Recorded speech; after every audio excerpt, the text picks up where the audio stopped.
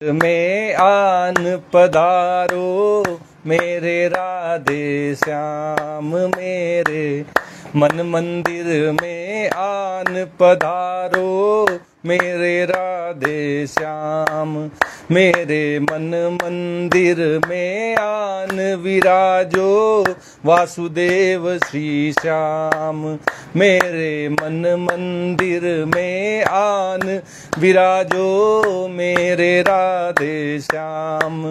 हो जाता है सब आसान तेरा ध्यान धरूं जब श्याम, हो जाता है सब आसान तेरा ध्यान धरूं जब श्याम, मेरे मन मंदिर में आन विराजो वासुदेव श्री श्याम। तेरी छवि मैं खूब निहारूं, मोर मुकुट से तुझे संवारूं, तेरी छवि मैं खूब निहारूं, मोर मुकुट से तुझे संवारूं। बाजे जब बंसी की तान नमन करूं तुमको आठों याम, बाजे जब बंसी की तान नमन करूं तुमको आठों याम, मेरे मन मंदिर में आन विराजो वासुदेव श्री श्याम, मेरे मन मंदिर में आन विराजो मेरे राधे श्याम। अर्जुन को देकर दिग्दर्शन रणभूमि को साधा प्रतिक्षण, अर्जुन को देकर दिग्दर्शन रणभूमि को साधा प्रतिक्षण, मुझे भी पार लगा दो घन श्याम, बसो मेरे अंतर मन में श्याम, मुझे भी पार लगा दो घन श्याम, बसो मेरे अंतर मन में श्याम, मेरे मन मंदिर में आन विराजो वासुदेव श्री श्याम, मेरे मन मंदिर में आन विराजो मेरे राधे श्याम। राधा प्रेम की आस लगाए जोगन बन मीरा तुमको ध्याए, राधा प्रेम की आस लगाए जोगन बन मीरा तुमको ध्याए। हो प्रभु मैं चाहूं एक वरदान विराजो कंठ में मेरे श्याम, हो प्रभु चाहूं मैं वरदान विराजो कंठ में मेरे श्याम, करता नित में तुम्हारा ध्यान पधारो नंद गोपाला श्याम, मेरे मन मंदिर में आन पधारो मेरे राधे श्याम, मेरे मन मंदिर में आन विराजो मेरे राधे श्याम। जय श्री कृष्णा। आज की श्रीमद् भागवत कथा में आप सबका स्वागत है। श्रीमद् भागवत के द्वितीय स्कंद के चौथे अध्याय की कथा आज प्रारंभ हो रही है। तीसरे अध्याय के अंत में सौनक ऋषि श्री सूत जी महाराज से कह रहे थे कि भगवान के परम भक्त आत्मविद्या विशारद श्री सुखदेव जी ने राजा परीक्षित के सुंदर प्रश्न करने पर जो कुछ उनसे कहा था वह संवाद आप कृपा करके हम लोगों को सुना दीजिए। जब कोई शिष्य अपने गुरु से बड़े ही प्रश्न से जिज्ञासा वश कोई प्रश्न करता है, अपनी जिज्ञासा व्यक्त करता है, तो गुरु भी बड़े ही आनंद से अपने शिष्य की उस जिज्ञासा को शांत करने के लिए बड़े ही विस्तार से उसको उत्तर देते हैं। इसी क्रम में चौथे अध्याय का प्रारंभ होता है। अथ चतुर्थोऽध्यायः। इस अध्याय में राजा परीक्षित का सृष्टि विषयक प्रश्न श्री सुखदेव जी के सामने रखा जाता है और श्री सुखदेव जी कथा का आरंभ करते हैं। भागवत जी की कथा प्रारंभ होती है। शौनक ऋषि ने सूत जी महाराज से इस कथा को सुनाने का जो आग्रह किया है, उसके जवाब में सूत जी कहते हैं, सूत उवाच, सूत जी कहते हैं, वैयास के रेति वचस तत्व निश्चय मात्मनः उपधार्य मतिम कृष्णे औत्तरे यह सतीम व्यधात। सूत जी कहते हैं कि सुखदेव जी के वचन भगवत तत्व का निश्चय कराने वाले थे। उत्तरा के पुत्र राजा परीक्षित ने उन्हें सुनकर अपनी शुद्ध बुद्धि भगवान श्री कृष्ण के चरणों में अनन्य भाव से समर्पित कर दी। जब एक अच्छा गुरु किसी के जीवन में आता है तो क्रांतिकारी बदलाव आते हैं।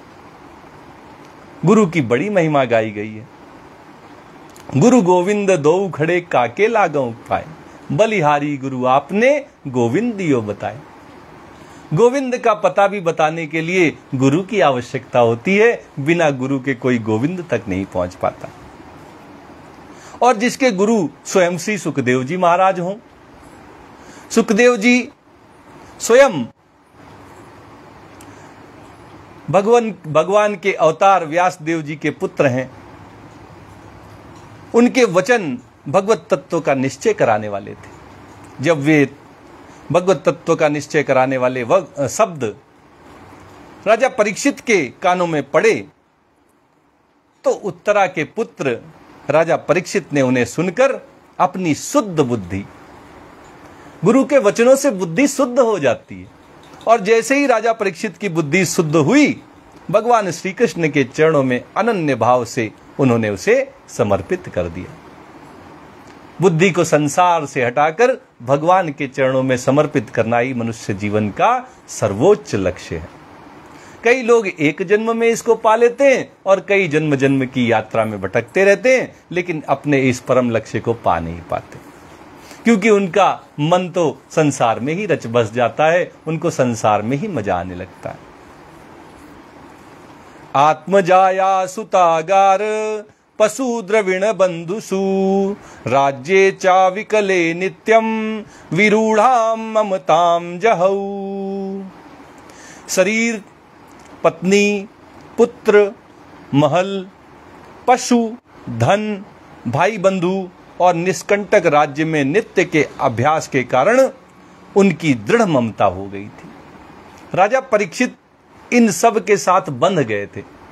ये जो शरीर है, जिसको मैं कह के हम पुष्ट करते रहते हैं, जो हमारी पत्नी है, जो हमारे बच्चे हैं, जिस घर में हम रहते हैं, हमारे जो पशु हैं, हमारा जो धन है, हमारे जो भाई बंधु हैं, और जो हमारा साम्राज्य हमने फैला रखा होता है, ये सब हमें इस संसार में बांधने वाला हो जाता है। इन्हीं के बंधन में बंधकर हम जन्म मृत्यु के चक्र में फंसे रहते हैं, घूमते रहते हैं। ऐसा ही राजा परीक्षित के साथ हुआ था। वे भी अपने राज्य और अपने बंधु बांधवों के शरीर, पत्नी, पुत्र आदि के बंधन में बंधे हुए थे। एक क्षण में ही उन्होंने उस ममता का त्याग कर दिया। जैसे ही भगवान की कथा उनके कानों में गई, भगवान के चरणों में अनुराग हुआ, ये संसार तुरंत उनसे छूट गया। आसक्ति और ममता के बंधन तुरंत राजा परीक्षित के छूट गए।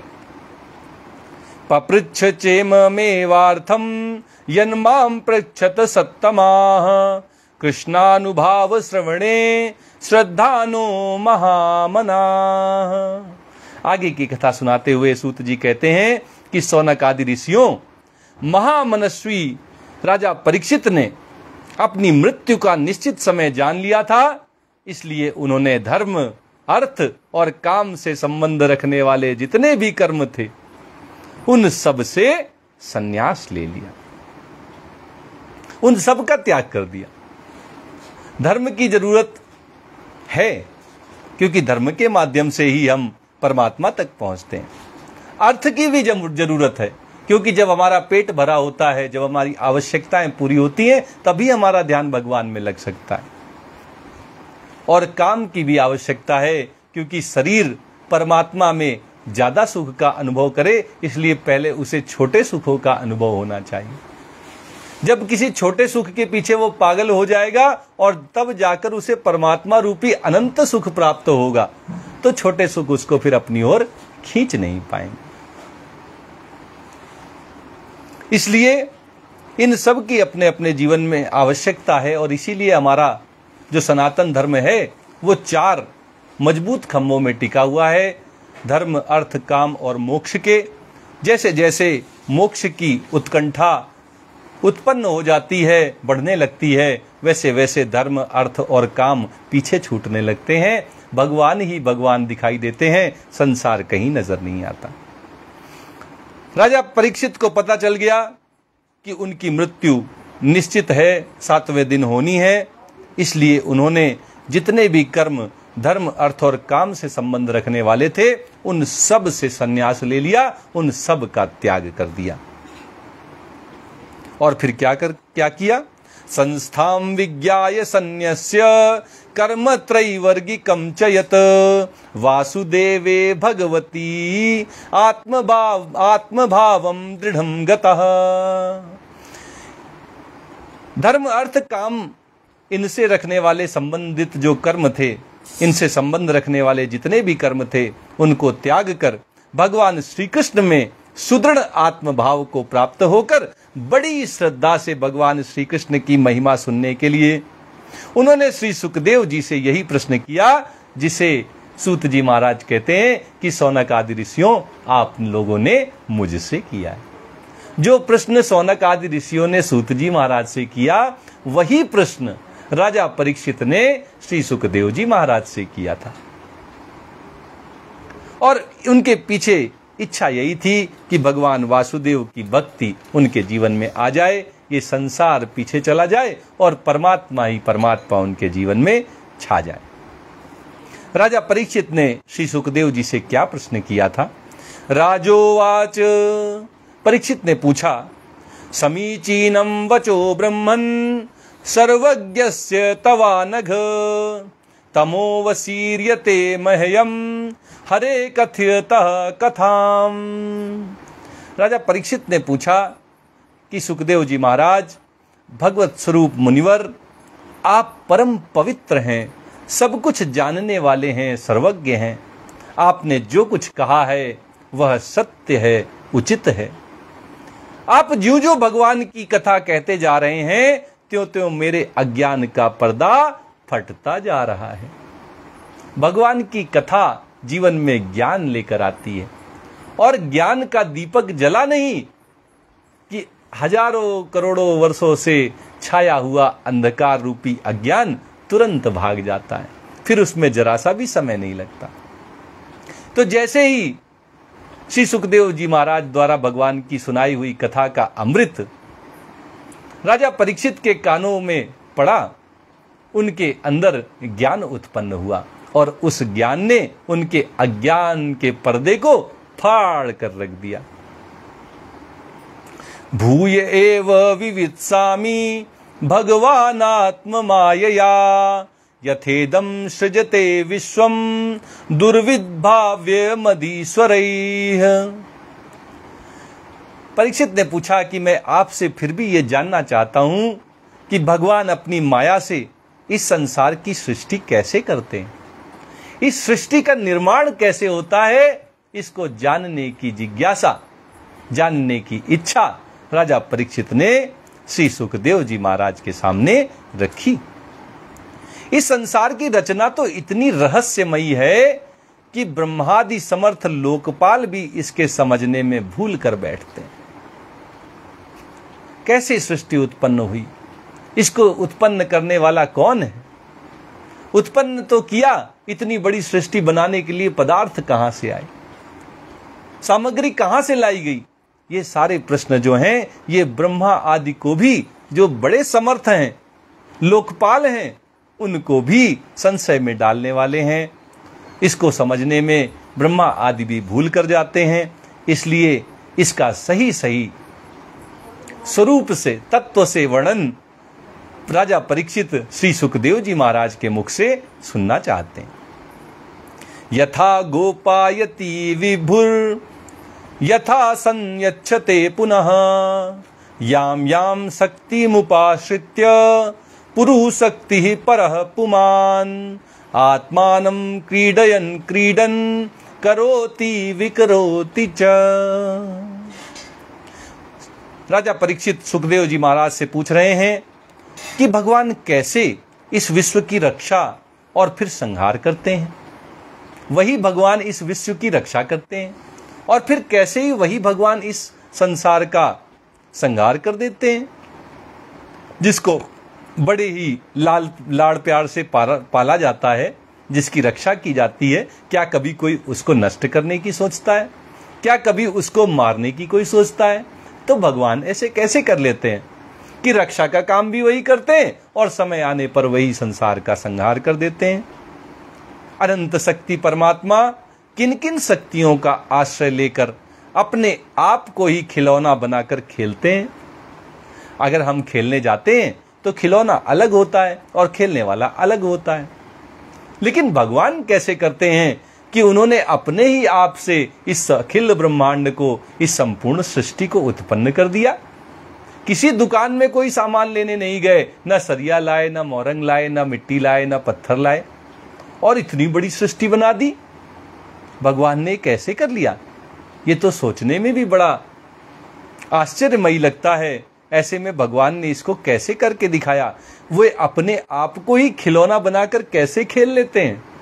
खिलौना भी वही बन जाते हैं और खेलने वाले भी वही बन जाते हैं। बड़ा असमंजस है। वे बच्चों के बनाए हुए घरौंदों की तरह ब्राह्मणों को कैसे बनाते हैं? वे बच्चों के बनाए हुए घरौंदों की तरह इस ब्रह्मांड को, इस सृष्टि को कैसे सृजित करते हैं, कैसे इसका निर्माण करते हैं, और फिर किस प्रकार बात की बात में वे इसे मिटा भी देते हैं। ये सारी सृष्टि का निर्माण, उसका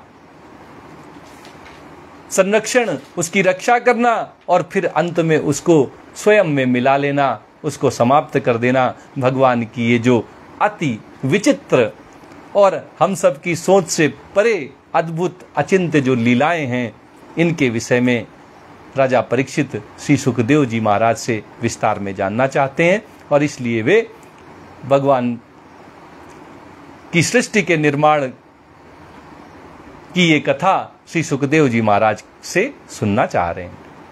नूनम भगवतो ब्रह्मन् हरेरद्भुत कर्मणः दुर्विभाव्यमिवा भाति कविभिश्चापि चेष्टितम्। राजा परीक्षित कहते हैं कि भगवान श्री हरि, भगवान वासुदेव, भगवान श्री कृष्ण की लीलाएं बड़ी ही अद्भुत होती हैं। ये हम सब के चिंतन में भी नहीं आ सकती, अचिंत्य लीलाएं हैं। इसमें संदेह नहीं कि बड़े बड़े विद्वानों के लिए भी उनकी लीला का रहस्य समझना बड़ा कठिन प्रतीत होता है।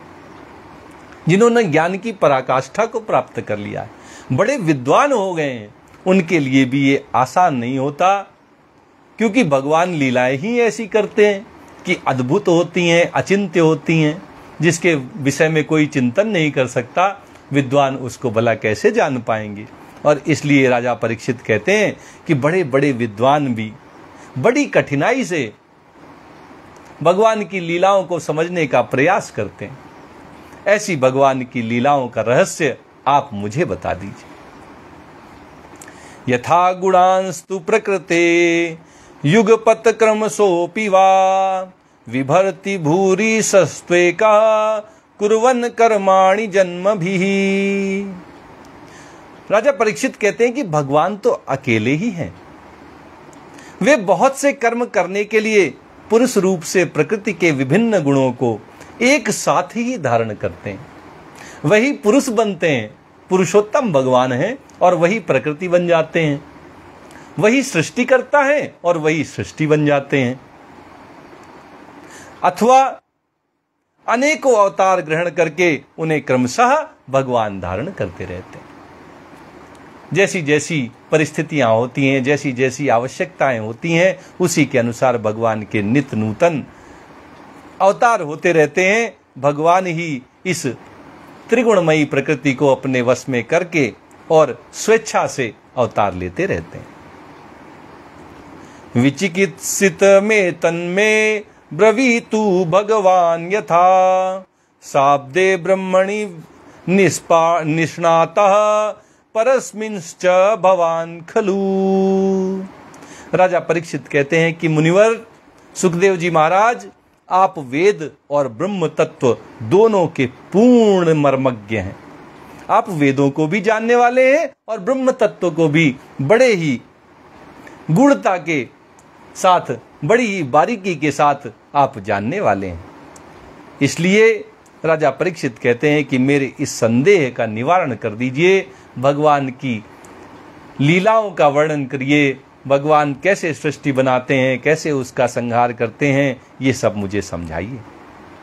जब राजा परीक्षित ने ये सब प्रश्न श्री सुखदेव जी महाराज से किए तो आगे की कथा सूत जी महाराज सुनाते हुए कहते हैं, सूत उवाच इत्युम्पा मंत्रितो राज्ञा गुणानुकथने हरेः ऋषिकेश मनुस्मृत्य प्रतिवक्तुम प्रचक्रमे। सूत जी कहते हैं कि जब राजा परीक्षित ने भगवान के गुणों का वर्णन करने के लिए श्री सुखदेव जी महाराज से इस प्रकार प्रार्थना की, तब श्री सुखदेव जी ने भगवान श्री कृष्ण का बार बार स्मरण करके अपना प्रवचन प्रारंभ किया। और इस तरह भागवत जी की कथा यहां से प्रारंभ हो रही। बोलिए भागवत महापुराण की जय, श्री सुखदेव जी महाराज की जय, श्री सूत जी महाराज की जय। तो जब राजा परीक्षित ने भगवान के गुणों को जानना चाहा, तो राजा परीक्षित के इन प्रश्नों को, इन जिज्ञासाओं को शांत करने के लिए श्री सुखदेव जी महाराज ने सबसे पहले भगवान श्री कृष्ण का बार बार स्मरण किया। जिनकी कथा सुनानी है, पहले उनका स्मरण करना चाहिए और उसके बाद ही कथा प्रारंभ होनी चाहिए। भक्त तो भगवान का स्मरण करके ही गदगद हो जाता है, आनंद से भर जाता है, और इसलिए श्री सुखदेव जी महाराज श्री कृष्ण भगवान का बार बार स्मरण कर रहे हैं और तब जाकर अपना प्रवचन प्रारंभ करते हैं। श्री सुक उवाच, श्री सुखदेव जी ने कहा, नमः परस्मै पुरुषाय भूयसे सदुद्भवस्थान निरोध लीलया गृहीत शक्ति तृतयाय देहिना मंतर भवायानुपलक्ष्य वर्तमने। सुखदेव जी महाराज कहते हैं कि उन पुरुषोत्तम भगवान के चरण कमलों में मेरे कोटि कोटि प्रणाम है।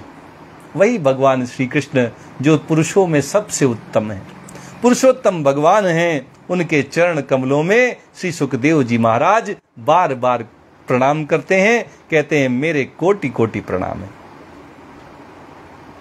जो संसार की उत्पत्ति, संसार की स्थिति और प्रलय की लीला करने के लिए सतोगुण, रजोगुण और तमोगुण रूपी तीन शक्तियों को स्वीकार करके ब्रह्मा, विष्णु और शंकर का रूप धारण करते हैं, उन पुरुषोत्तम भगवान श्री कृष्ण को मेरा कोटि कोटि प्रणाम। वही भगवान है, वही भगवान श्री कृष्ण। इस संसार की उत्पत्ति करने वाले भी वही हैं, इसको, इसकी स्थिति में रखने वाले भी, इसकी रक्षा करने वाले भी वही हैं, और इसमें प्रलय लाने वाले, इसको संहार करने वाले, इसका भी भगवान श्री कृष्ण ही है। लेकिन इस कर्म को करने के लिए भगवान श्री कृष्ण प्रकृति के तीन गुणों की शक्तियों का उपयोग करते हैं। वे सतोगुण के द्वारा ब्रह्मा का रूप धारण करते हैं, रजोगुण की शक्ति से युक्त भगवान विष्णु बन जाते हैं, और तमोगुण की शक्ति से सुसज्जित भगवान शंकर का रूप भी भगवान श्री कृष्ण ही धारण करते हैं। जो समस्त चर अचर प्राणियों के हृदय में अंतर्यामी रूप से विराजमान है, वे भी भगवान श्री कृष्ण ही हैं। वही ब्रह्मा हैं, वही विष्णु हैं, वही शंकर हैं, और हम सब के हृदय में जो परमात्मा रूप में विराजते हैं, वे भी भगवान श्री कृष्ण ही हैं, जिनका स्वरूप, उनकी उपलब्धि का मार्ग बुद्धि का विषय नहीं है। बुद्धि के द्वारा हम उन्हीं चीजों को जान सकते हैं जो बुद्धि के क्षेत्र में आती हैं, कार्य क्षेत्र में आती हैं। जिसने बुद्धि को उत्पन्न किया है वो बुद्धि उन परमात्मा के विषय में ज्यादा चिंतन नहीं कर पाती, उनके विषय में ज्यादा खोजबीन नहीं कर पाती, क्योंकि बुद्धि भगवान से उत्पन्न हुई है, बुद्धि से भगवान उत्पन्न नहीं हुए। और यही कारण है कि भगवान का स्वरूप बुद्धि का विषय नहीं है। भगवान तो अनंत हैं, उनकी महिमा भी अनंत है, उसको किसी सीमा में नहीं बांधा जा सकता। और बुद्धि तो सीमित है, वो अनंत असीम अनंत महिमा से युक्त भगवान का कैसे पार पा सकती है। आज की कथा यहीं तक कही जाएगी। आइए श्रीमद् भागवत जी की आरती करते हुए आज की कथा को यहीं विराम देते हैं।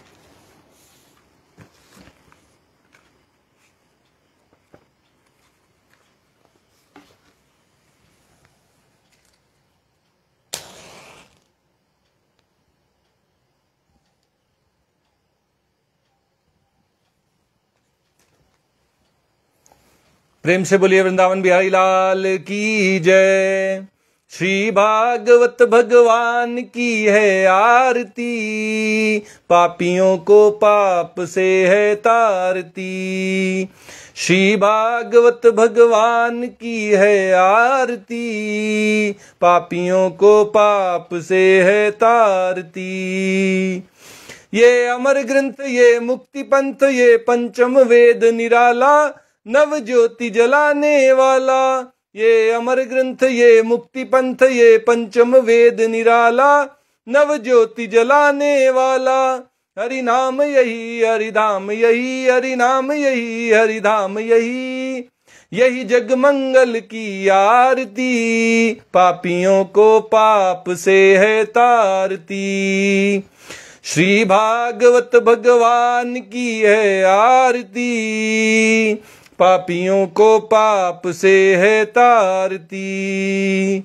ये शांति गीत पावन पुनीत, पापों को मिटाने वाला, हरि दरस दिखाने वाला। ये शांति गीत पावन पुनीत, पापों को मिटाने वाला, हरि दरस दिखाने वाला। ये सुख करनी, ये दुख हरिणी, ये सुख करनी, ये दुख हरिणी। श्री मधुसूदन की आरती, पापियों को पाप से है तारती। श्री भागवत भगवान की है आरती, पापियों को पाप से है तारती। ये मधुर बोल जग फंद खोल, सन्मार्ग दिखाने वाला, बिगड़ी को बनाने वाला। ये मधुर बोल जग फंद खोल, सन्मार्ग दिखाने वाला, बिगड़ी को बनाने वाला। श्री राम यही घन श्याम यही, श्री राम यही घन श्याम यही। यही प्रभु की महिमा की आरती, पापियों को पाप से है तारती। श्री भागवत भगवान की है आरती, पापियों को पाप से है तारती। श्री भागवत भगवान की है आरती, पापियों को पाप से है तारती। प्रेम से बोलिए वृंदावन बिहारी लाल की जय। राधा रमण सरकार की जय। राधा वल्लभ लाल की जय। जय श्री कृष्णा, जय श्री कृष्णा, जय जय।